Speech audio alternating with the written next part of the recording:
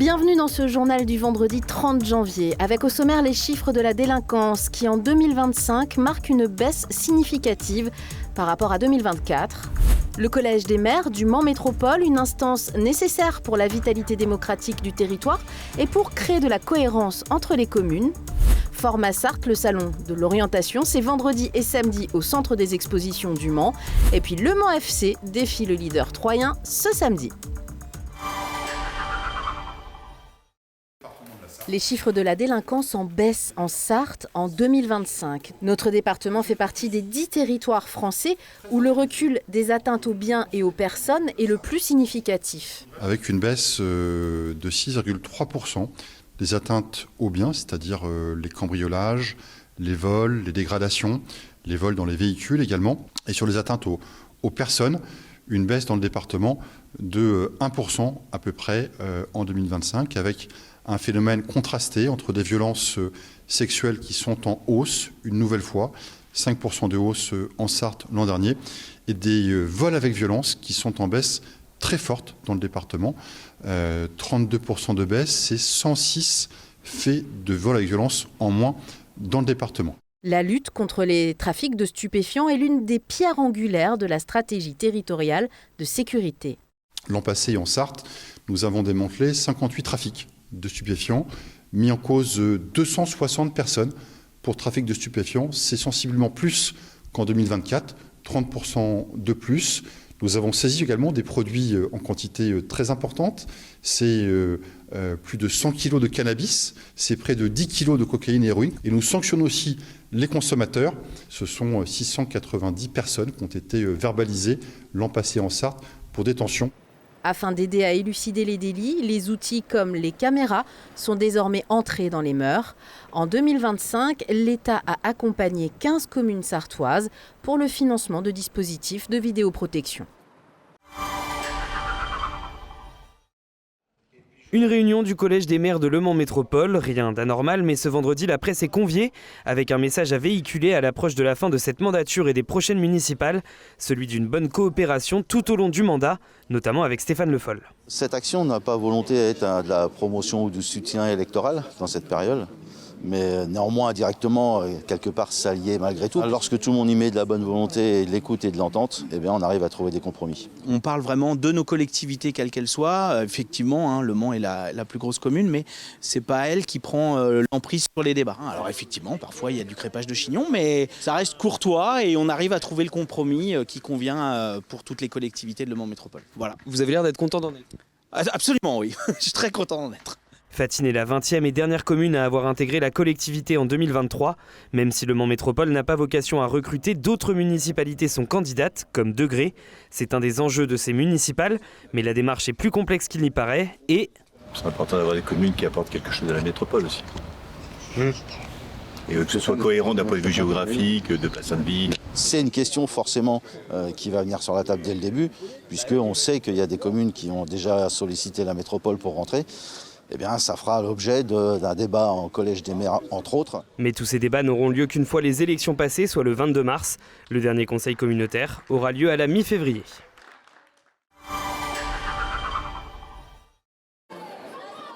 Des robots et 20 000 visiteurs attendus sur 2 jours. Format Sarthe ouvre ses portes ce vendredi au parc des expositions du Mans. L'idée, c'est d'aider les collégiens et les lycéens à trouver leur voie et leur projet d'études. J'ai déjà des petites idées, mais je ne sais pas vraiment où je veux aller. Parce que c'est vrai que depuis tout petit, on nous dit tu veux faire quoi toi plus tard On n'en sait rien, nous, à notre âge. Car même si certains ont déjà les idées claires, pour mes 18 ans, je vais partir à l'armée pour faire mes études de mécanique là-bas. Pour beaucoup de jeunes, l'orientation reste un moment d'hésitation et parfois de stress face aux choix à faire. Ça stresse parce qu'on doit bien choisir pour le reste de sa vie, sinon ça peut planter notre avenir professionnel. Parce qu'en fait, nous, on a de la chance dans notre collège d'être bien accompagnés, d'avoir des séances vraiment dédiées à ça. Dans les allées ce vendredi matin, beaucoup d'élèves de 4e et de 3e à qui sont présentées la diversité des formations disponibles sur le territoire. Beaucoup d'élèves au collège ne savent pas ce qu'ils veulent faire ou ont envie de faire des choses qui sont au-delà de leur capacité déjà à ce niveau-là. Donc parfois, ils se rendent compte que ça va être difficile de réaliser certains projets, certains rêves. Format Sarthe, en quelques chiffres, ce sont 8 conférences dédiées à l'orientation, 110 stands en tout, dont 80 lieux de formation. C'est les métiers de l'industrie, de l'agriculture, du commerce, du numérique, de la coiffure, de la restauration, de l'art, de l'automobile également, les métiers de la santé et du social, voilà, donc c'est vraiment très très large. Format Sarthe se poursuit ce samedi. L'entrée est gratuite et ouverte à tous. De fortes perturbations sont à prévoir ce lundi 2 février sur le réseau de bus et de tramways de la CETRAM. En cause, l'appel à la grève lancé par les syndicats Force ouvrière et UNSA après l'agression de 2 contrôleurs le 13 janvier dernier. Le mouvement devrait toucher l'ensemble des lignes toute la journée. Les syndicats réclament des mesures concrètes pour renforcer la sécurité des agents. Et puis la STAO annonce aussi un piquet de grève lundi matin avec des perturbations à prévoir sur le transport scolaire. Et dans le journal de ce vendredi soir, je reçois 2 invités. Anthony Buval, créateur de l'application Les Balades de Chico, c'est marqué sur le t-shirt. Téléchargeable depuis quelques heures, cette application sur iOS et Android, on va en parler. Et en face de vous, Julien Breton, responsable d'exploitation de l'entreprise ApplyDev. C'est une agence informatique et conseil qui est basée à Arnage. Et ça nous intéresse tout ça, parce que c'est une histoire locale, mais je suis sûre qu'il va essaimer au niveau national. L'aventure Les Balades de Chico, Anthony, a commencé il y a un peu plus de 3 ans maintenant. C'est un aboutissement aujourd'hui de 3 années de travail, cette application. Bah oui, parce que quand j'ai eu l'idée, je pensais vraiment pas que ça allait aller au bout. Et l'idée, c'est quoi très concrètement ? L'idée, c'est de faire un écosystème inclusif entre les balades, les événements, parce que l'appli proposera 2 fonctionnalités principales, les événements accessibles et inclusifs et les balades. Ça part du constat que quand on se promène, qu'on a un handicap, quel qu'il soit, et qu'on se promène, qu'on veut faire une rando, sur tous les sites et toutes les applis sur lesquels vous êtes allés, il n'y a pas forcément la notion d'accessibilité pour un fauteuil ou pour quelqu'un qui a une canne, voire une personne âgée, que sais-je. Ça partait de ce constat-là, en fait. C'est exactement ça. En fait, nous, on essaye d'aller au plus précis dans l'accessibilité et essayer d'anticiper toute éventualité. Julien Breton, je disais responsable d'exploitation pour l'entreprise ApplyDev. Vous l'avez vu débarquer chez vous, Anthony, c'est un peu comme ça que ça s'est passé il y a quelques mois. Et il vous a demandé de développer cette appli qu'on voit justement à l'image. Là, c'est exemple Parc de Guémolny. Voilà, exemple de balade. C'est ça. Anthony est venu chez nous avec une idée, avec deux, trois idées aussi de maquettes qu'on appelle nous. Et en fait, on l'a aidé à co-construire l'application. Donc, on a pris ces idées, on les a fait émerger avec notre designer qui a imaginé tous les écrans. On lui a fait valider et ensuite on est parti sur le développement avec plusieurs phases de test jusqu'à la livraison finale il y a quelques heures. Avec l'idée que ce soit ergonomique et joli aussi, parce que je le dis, il y a une vraie cohérence dans cette appli. Évidemment, c'est votre savoir-faire. C'est vraiment le plus important quand on fait du développement d'application, c'est que ça soit joli pour que ça plaise aux utilisateurs, mais aussi qu'il y ait un côté ergonomique pour que l'utilisation soit la plus simple possible et pas que l'utilisateur se perde dans l'application. C'est un projet, le projet d'Anthony, qui a du sens pour une entreprise comme la vôtre. Vous avez probablement halluciné quand vous avez compris que son idée, ça n'existait pas en fait. C'est ça, c'est que alors nous on a beaucoup d'entreprises qui viennent nous voir qui ont une idée, un projet qui n'existe pas. Et en fait quand Anthony est venu nous voir et qu'il nous a dit ça n'existe pas, il n'y a pas d'application qui fait ce genre de choses. On s'est dit quand même ça doit exister. Enfin c'est quelque chose qui est les handicaps, c'est quelque chose qui est prôné aujourd'hui par toutes les collectivités, par toutes les personnes. Et en fait non, ça n'existe pas. Il y a plein d'applications qui permettent de faire des balades. Mais généralement, c'est réservé aux personnes valides. Et du coup, il n'y a pas toutes les notions d'accessibilité que prône Anthony sur son application. Et pourquoi avoir choisi une boîte d'Arnage ? Alors déjà, je voulais une boîte locale du Mans. Parce qu'au tout début, j'en trouvais pas. Et j'avais eu des visios avec des gens d'un peu partout. Et j'ai dit, non, c'est un projet Manceau de la Sarthe, donc je veux que tout soit local. Et puis à l'époque, j'étais tombé sur un ancien collègue à Julien. Et du coup, il me dit je vais te faire rencontrer mes patrons. Et du coup, Fabrice est venu chez moi. Et puis voilà. Et comment vous avez réussi à financer ça? Parce que j'imagine que c'est pas gratuit de développer une application. Alors, bon, ça c'est un peu plus compliqué. Oui, mais ça fait partie du projet. Du coup, c'est pour ça que je remercie HappyDev. Parce qu'ils ils m'ont fait du mécénat d'heures pour que ça revienne moins cher. Et donc, je suis une entreprise. Donc, j'ai voulu chercher des banques pour me prêter des sous. Et du coup, tout le monde me disait oui, c'est très bien, mais personne n'a prêté d'argent. Jusqu'au jour, j'ai dit mais pourquoi je peux pas faire un prêt personnel? Elle fait si, au pire des cas, tu peux. Donc j'ai fait un prêt personnel pour développer ça. Et grâce à HappyDev aussi, en fait, c'est pour ça que j'ai tenu qu'il soit là, parce qu'en fait, c'est un projet vraiment d'équipe en fait. Ouais, et d'équipe locale en plus. Exactement. Alors on peut retrouver cette appli, je l'ai dit, les balades de Chico.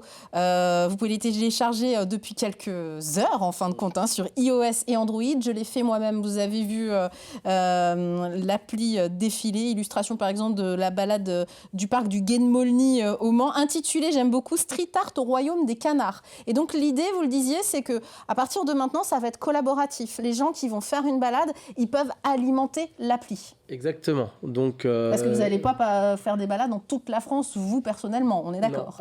Alors l'idée, c'est de mettre des balades, par exemple des parcs comme le parc Guen Molny qui est accessible, parce que beaucoup de parcs commencent à être accessibles.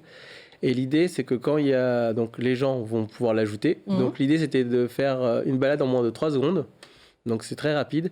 Et pour les balades un peu plus complexes, c'est de travailler avec les associations, faire des partenariats pour qu'eux, ils puissent aller me les tester. Voilà, le but, c'est que je vais faire travailler aussi les associations. Et on a fait d'ailleurs une balade ensemble. On a fait un reportage il y a 2 ans et demi. On en a parlé juste en antenne là tout à l'heure. Et on avait fait ça. J'avais pu constater avec vous, avec des personnes en fauteuil, qu'à tel et tel endroit, la roue du fauteuil, elle peut crever, par exemple, que c'est compliqué. Là, voilà, on salue tous les gens qui étaient avec nous ce jour-là. Et il y avait effectivement des associations, notamment Randoroux, Claire Malbos, qui a l'habitude des chemins. On comprend avec votre démarche que l'accessibilité, c'est pas encore gagné, mais cette démarche-là, ça va permettre justement de rendre encore plus accessible et concret pour les collectivités les problématiques. C'est ça aussi l'idée. Oui, c'est exactement ça. Et en plus, là, on part sur une graduation évolutive. Donc, ça veut dire, comme là, c'est à Neuville-Alais, elle n'est pas simple. Donc, mais par contre, après, c'est voir avec les communes comment on peut l'améliorer. Si c'est possible de l'améliorer, on va l'améliorer pour que la couleur change. Les balades de Chico, vous les retrouvez sur Instagram, sur Facebook, le site internet lesbaladesdechico.com et depuis quelques jours maintenant, quelques heures, l'application. Merci 1000 fois d'être venu nous la présenter. Félicitations et longue vie aux balades de Chico. Nouveau défi de taille pour le Mans FC ce samedi. Les 100 se déplacent sur la pelouse du leader de Ligue 2 3. Un duel entre équipes en forme et gare au relâchement. Avoir cette confiance, mais faire attention à la surconfiance et à la suffisance. Notre statut est en train de changer. On est aussi l'équipe à battre parce qu'on a une série de 19 matchs sans défaite. Une série sur laquelle le technicien Manceau ne cesse d'être interrogé, mais il ne s'en lasse pas. Non, j'espère que vous allez me poser des questions à 35 matchs, 40 matchs. Je vous l'ai dit, moi j'ai déjà fait 23 avec Furiani, donc j'espère pouvoir le battre. Vous savez, je suis un peu fou dans ma tête. Moi j'imagine toujours de pouvoir être là-haut, de gagner tous les matchs, et j'ai toujours été comme ça. Une série sans cesse menacée, mais le club sartois compte depuis la trêve un nouveau renfort, Mathis Samedi, expansionnaire de l'Estac, qui connaît les forces et faiblesses de l'adversaire. Bien sûr que je pensais à ce match contre Troyes, mais j'y pensais pas dans le but d'une revanche ou quoi. J'y pensais parce que c'est mon club formateur et j'ai essayé de pas d'appuyer ce qu'ils savaient déjà, mais de leur donner 2-3 tuyaux, quoi. Match ce samedi au Stade de l'Aube entre deux des meilleures défenses du championnat. Pour les 100 il faudra derrière rapidement enchaîner avec la Coupe de France mardi à Reims, avant la réception de Laval samedi prochain.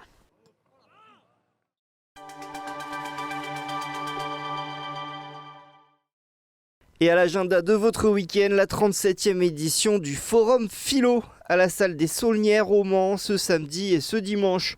Notez aussi une journée de portes ouvertes ce samedi au site de formation de la Croix-Rouge au Mans pour ceux qui veulent en savoir plus sur les métiers du sanitaire et du social. Enfin, avis aux amateurs de sport auto, vous pourrez suivre les courses 3 et 4 de l'Asian Le Mans Série à l'autodrome de Dubaï ce samedi et ce dimanche sur notre antenne LMTV Sarthe de 11h à 15h.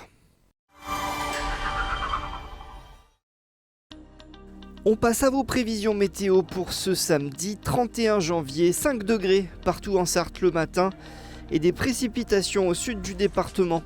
L'après-midi, le soleil fera quelques timides apparitions du nord au sud de la Sarthe. 8 degrés à Mamers, 9 degrés au Mans et 10 degrés à La Flèche. C'est la fin de cette édition. Merci à vous de nous avoir suivis et très bon week-end à vous sur LMTV Sarthe.